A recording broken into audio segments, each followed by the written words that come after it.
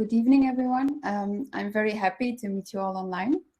I hope you will enjoy our talk about Café Costume, which is one of the nicest projects we've worked on recently at I/O. We is Bavo, who needs no introduction, Tim and me.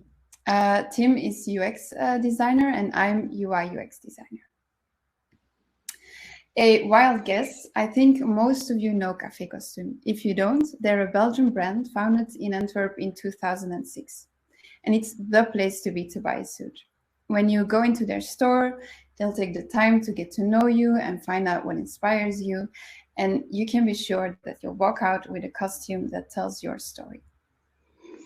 With such a client, you can imagine we were super enthusiastic as a team to work for them. And not in the least because the philosophy of Café Costume aligns very much with what we are aiming for at I/O, a custom approach and a solution for every single one of our clients. Personally, as a visual designer, I was also thrilled because they're visually a super nice brand, a bit edgy with nice photography, always with a twist. And they recently developed a new branding and logo. So we were having really big dreams for them until we started talking about budgets. Apparently, they didn't have a big budget. So this is where Yannick, our project manager, comes into the picture. Yannick was also very enthusiastic and really determined to make this project work. So together we came up with a way of working and a budget loosely based on the Google Design Sprint method. I'm not sure if you're familiar with this method, but it's actually a way to come up with ideas and test them in just 5 days. As you can see, we went from 5 to 12 days, adding a bit of more time to make the full design and also for a kickoff meeting and a preparation workshop. So after the reality check comes the job to be done. First, a bit about Café Costume and how they work and what their issue is. So as I said, when you enter Café Costume, first of all, you have a really nice talk with the tailor. He tries to get to know you to see like what occasion do you need your suit for? Are you gonna get married? Is it for work, etc., etc. You can also choose fabric. They have thousands of fabrics, so it's really nice. You can have it really classy and minimal, or you can go for tweed, super cool. And then the last step is actually taking measurements. Very detailed measuring because it's tailor-made. So all of this information needs to be noted by the tailor while he's doing the talk with the customer. How are they doing this right now? On a piece of paper. I think you can immediately see the issues here. There's a lot of information on the paper. It's quite messy. It's not very structured. And at the end of the day, the tailor needs to put all the data into a computer, which takes actually 8 full minutes per suit. So let's say a tailor sells 7 suits a day. He'll have almost 1 hour of administration to do. And this is the kind of problems we wanted to solve with our suit configurator. The problems were really severe for Café Costume because sometimes clients didn't even receive their suit and they had to find an alternative. Personally, I wouldn't mind marrying in a tracksuit, but I don't think everybody'd be so happy. So the objectives for our suit configurator: make it dummy-proof for the tailor, build in a check to avoid mistakes, highlight most used options, see that the branding is in line with their new corporate identity, because they were thinking about using the suit configurator in a later phase for commercial purposes. And a little technical point, there needed to be made a connection with the CRM system. So the suit configurator was born. Now I will give the word to Tim, who will continue for the rest of the slides. Thank you, Els. Hi, everyone. All right, we know we have a limited budget, but we aim for maximum results. This requires a lean and mean approach. We have to make conscious choices in which methods of our UX toolbox we will use. Some of these are best applied for every project, others are more suitable depending on the type of project. Now I will take you through the steps we took to make this project a success story. First, we held the workshop. Else, maybe you could put your mic down or off, because I have a lot of background noise. Okay, thank you. First, we held a workshop at Café Costume and their technical partner. During this workshop, we got to know the client and the project better. Through the process of solution mapping, we tried to fully comprehend their problems and needs. We showed some of our examples and early ideas, they showed some of theirs, and we talked about some early assumptions we had. The ultimate goal was to align their vision with our vision and to start working on a plan of action. We followed the workshop up with a field study in their shop. A field study is a research activity that takes place in the user's context rather than at your desk. It's not a UX method that we always use, but for this project, it was ideally suited. Why? Because the app will be used by a very specific target audience in a very specific setting while performing very specific actions. So our team headed over to the Café Costume shop in Antwerp, and our host Jens was kind enough to go through the entire workflow of the tailors with us. We learned a lot about the context in which our app will be used and the problems and needs of the tailor. These are some pictures of their workflow. We quickly realized that we had a big challenge ahead of us. Next up, we held an internal brainstorm with the information from the previous steps and the individual research of each team member. It was time to put our heads together and discuss our learnings. We mapped out early concepts and ideas which would form the basis for the next phase, wireframing. Wait a minute, this can't be correct. I have to confess something. I thought that with the previous steps in mind and the limited budget, I had enough ammunition to cut some corners and to start wireframing immediately. But unfortunately, this approach turned out to be a bit too mean and too lean, so we had to take a step back. So we made user stories and flows to fill in the many blind spots we encountered in the concept. Bonus learning: don't work in silos, share your work early with your colleagues, and be flexible to adjust your workflow if problems arise. So with the user stories and user flows in our pocket, we started working on the wireframes. Again, by discussing every iteration internally, the input from every team member proved very valuable. Additionally, we had also 2 feedback rounds with the clients. So despite our limited budget, we still wanted to conduct user tests to check whether our concepts were logical and clear for the tailors. At the request of the client, we held them online, but this proved to be quite a challenge. We encountered a lot of practical problems. Since COVID, we assumed that everyone can work with online meeting platforms like Zoom or Google Meet. So we didn't take into account that for a lot of the tailors, this wasn't the case. Half of the participants hadn't even set up their audio and speech permission chat. So again, we learned some lessons. Always hold a dry run, factor in delays, and be ready to improvise. For example, we had a tester who on the first try couldn't get his screen sharing to work. He agreed to try again after the other participants,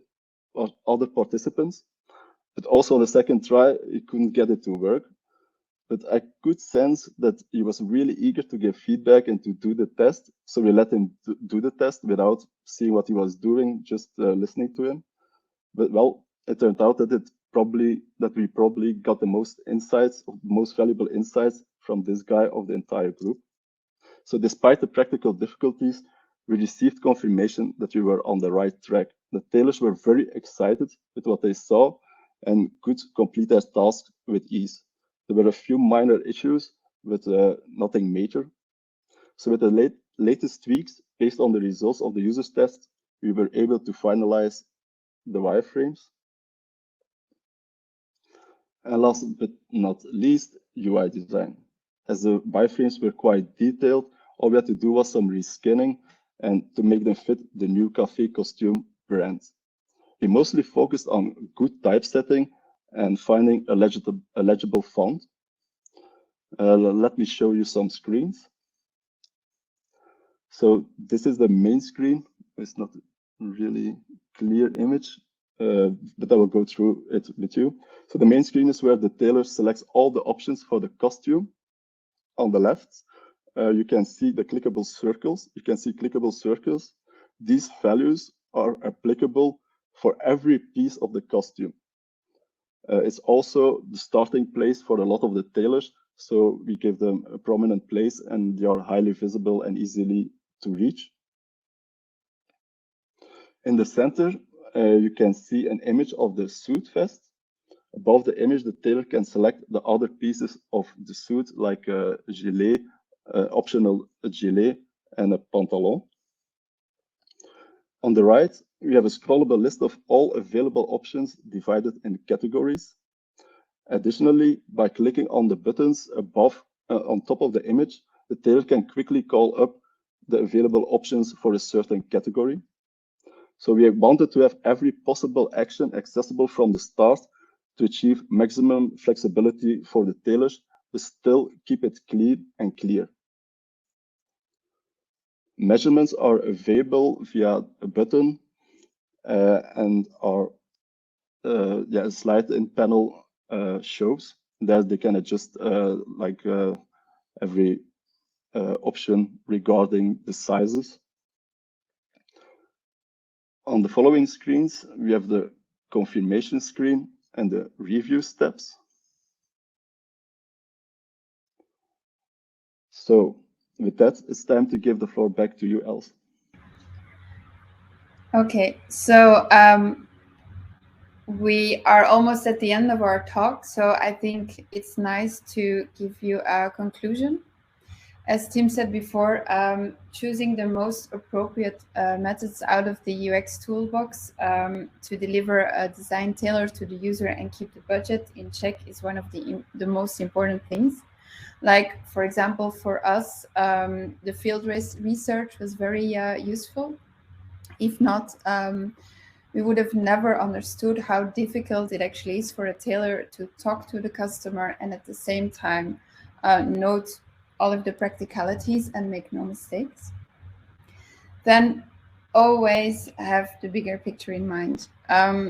It's very important that you start sketching, that you don't skip the user flows, and that you know what you're doing before you start working on the detailed screens in Figma. Because if you don't, you'll probably have a lot of adaptations to do at the end. For me, the most important one, the whole is greater than the sum of its parts. I think together we created something that's much better than each of us could have created on its own.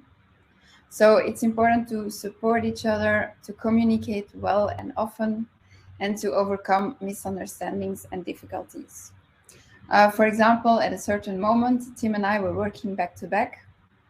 So he was still working on the wireframes. I was already doing UI design. In the beginning, it was the other way around. I helped Tim for some of the wireframes. And then Bavo was always there with his eagle eyes to spot any mistakes in the flows. And most importantly, we also kept the budget under control. So Yannick was very happy. You can see we spend a bit more time on the prototype, which we could have avoided sketching on beforehand, a bit of more time on the gathering solutions part, but we think everything turned out fine. I would like to end with a big shout out to Café Costume. They were really the perfect client, actually. They were very reactive, very smart, good decision makers. Yeah, I think we couldn't have wished for better.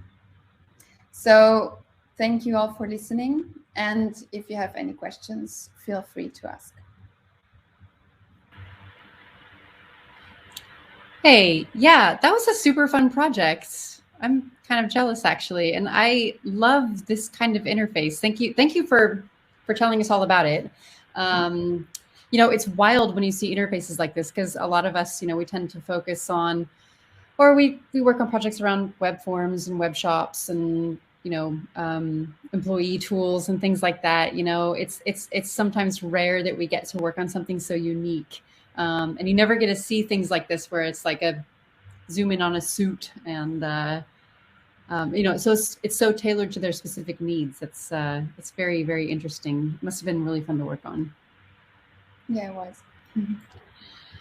We have a few questions actually that I want to go through. One is from Ella in the audience, and she just wanted to go a little bit further into how you learned specifically about the needs and the pain points of the tailors. What were some of the methods that you used there? Well, in the intake conversation with the client, Jens, he also worked as a tailor before. Now he's as another function, but he knows a lot about the position of a tailor. And we also did the field study where we went through the whole process of what the tailor does, which problems they encounter, what they do first. Yeah, especially the field study was very valuable for that. Yeah, and then also the testing. Like during the testing, we also got some information about like what features they would like or they would like to use based on their experience. Cool. And are they actively using this app now, the tailors? Well, it's not ready yet, so okay. Yeah. All right. So I was kind of triggered also by the blind user test where the camera wouldn't work and you just had to kind of fish your way through it. I mean, can you see a hidden benefit to that? Like, could you write an article about why it might be important to do a blind user test where you just have to listen? Yeah, I would still prefer that I could see what he was doing, but it was fun to do. It helped that it was a very extrovert person, so he talked a lot. Yeah. Well, they say that when you go ahead. No, it's okay. It's okay.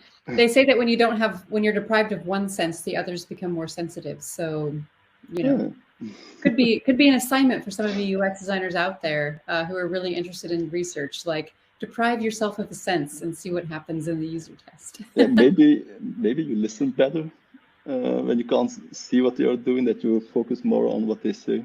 Could be. Yeah, absolutely. Or what they're thinking, or what they're saying they're thinking as they go. There was another question from the audience. What was it?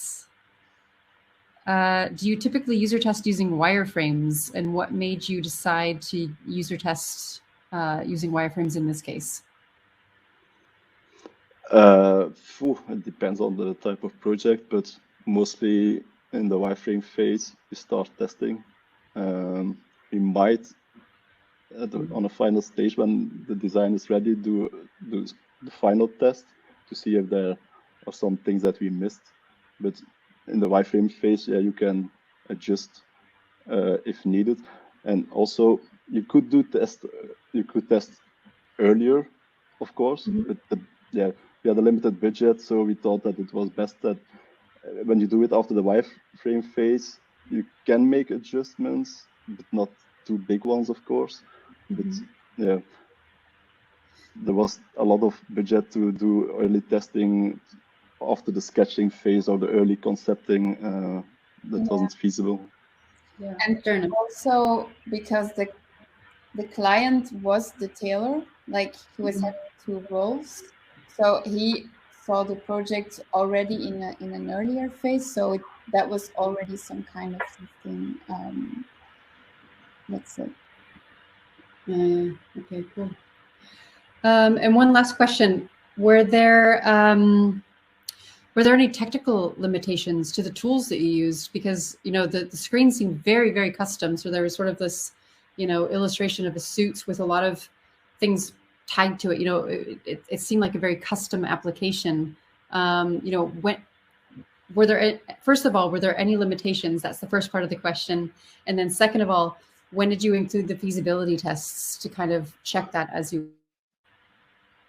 Yeah, we forgot to mention something really important. So the app was especially made for a tablet, for an iPad actually. So the tailors would have the iPad at the when they are working with the client.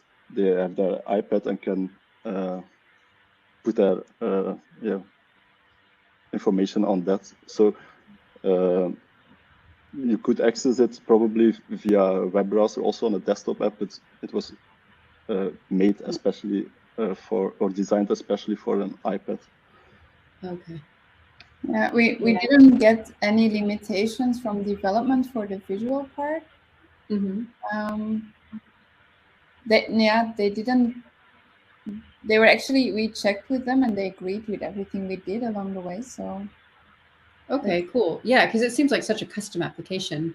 Yeah. But were they involved from the very beginning? Like when you first started sketching, were they kind of part of that process of saying like, okay, this can happen? Because I know it was, you mentioned it was a very low budget. So I assume like you can't go too wild with design without having those checks. So were they really there from the beginning? They were. Yeah. Okay. But they could have been maybe more actively involved because in the beginning, everything was like, oh yeah, we can do that. And then later on, the questions came actually. Yeah, cool. Oh, no, I just think it's interesting for these kind of new, like innovative interfaces, like the dynamics between technical feasibility and the user needs and the design requirements and things like that. It's an interesting dynamic. Yeah, when we showed them the final result, you could see them sweating. Yeah. Oh, developers. Really? Yeah. Yeah. But it was weird because they average out of the box project.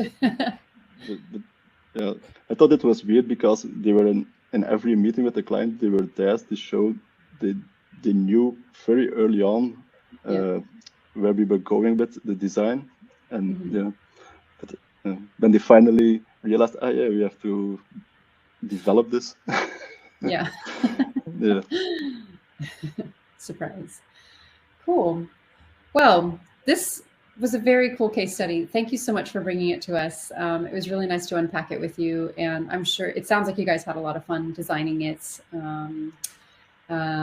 So thank you again. And we're going to go to break right now. Tim and Els, they're going to have a QA session. So if you join the sessions on your left hand of the screen, you'll find them. And if you have any more questions or want to talk to them about the project or anything else, you can find them there. Otherwise, the rest of us will be in other sessions. So come and join us or check out the networking. And we'll meet back at the stage at 8 o'clock CET. So in 20 minutes. And we'll come back for the next speaker. Thanks again, guys. Thanks for having us. Good night.